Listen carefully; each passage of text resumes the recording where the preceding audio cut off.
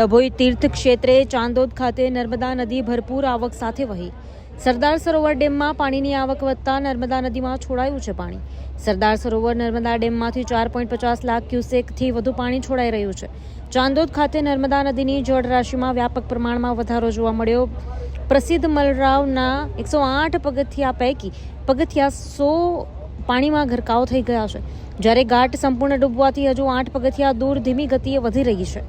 નર્મદા નદીની જળસપાટી નર્મદા નદીની વધતી જળસપાટી અને અનુલક્ષી ડભોઈ તાલુકાના ચાંદોદ, કરનાળી, નંદેરિયા, ભીમપુરા જેવા ગામોને તંત્ર દ્વારા એલર્ટ કરવામાં આવ્યા છે. ચાલુ સિઝનમાં ચાંદોદ ખાતે નર્મદા નદી ત્રીજી વાર બે કાંઠે વહી રહી છે.